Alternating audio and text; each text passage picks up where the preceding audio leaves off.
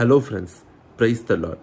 நம்ம வாழ்க்கையில் நம்ம கர்த்தருடைய கரத்திலிருந்து பெரிய பெரிய அற்புதங்கள் காண வேண்டும் என்றாலும், இல்லைன்னா நம்மளை கொண்டு கர்த்தர் பெரிய அற்புதங்கள் நடத்த வேண்டும் என்று நம்ம விசுவாசிக்கிறோம் அப்படின்னா, நம்ம செய்யக்கூடாத ஒரு காரியம் என்ன அப்படின்னா முறுமுறுக்கிறது. எல்லார் வாழ்க்கையிலையும் பிரச்சனைகள் வரும், எல்லார் வாழ்க்கையிலையும் போராட்டங்கள் உபத்திரவங்கள் உண்டு. ஆனால் நம்ம முறுமுறுக்காம நம்ம தேவனை நோக்கி நம்ம அந்த பிரச்சனையை வைத்தோம் அப்படின்னா முடிவுகள் வேற மாதிரி இருக்கும். முறுமுறுக்காம என்ன செய்யலாம் அப்படிங்கிறது வசனத்துல ரெண்டு காரியங்கள் நம்ம பார்க்கலாம். யாத்ராகமம் 15 பார்க்கிறோம். இஸ்ரேல் ஜனங்களுக்கு இப்ப தண்ணி இல்லை.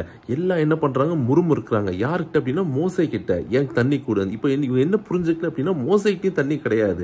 ஆனா யாத்ராகமம் 15, 24, 25 நம்ம பார்க்கிறோம். மோசே அழகான ஒரு காரியம் பண்றாரு, கர்த்தரத்துல போய் மன்றாடினாரு. சோ நம்மளும் முறுமுறுக்காம நம்ம செய்ய வேண்டிய முதல் காரியம் என்ன அப்படின்னா ஜெபிக்கணும். ரெண்டாவது என்னன்னா என்னாகமம் 13, 14 பார்க்கிறோம்.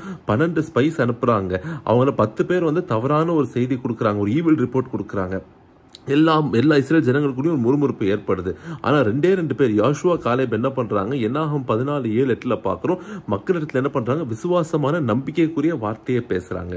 சோ நம்மளும் என்ன பண்ணணும் அப்படின்னா முறுமுறுக்காம என்ன பண்ணணும் அப்படின்னா கர்த்தருடைய வசனங்களை நம்ம திருப்பி நம்ம இருதயத்துல சொல்லி நம்ம விசுவாசத்தை பலப்படுத்தணும். சோ நம்ம முறுமுறுக்காம நம்ம என்ன பண்ணணும், வசனத்தை சொல்லி நம்ம ஜெபித்தோம் அப்படின்னா கண்டிப்பா அற்புதங்கள் காண்போம். God bless you.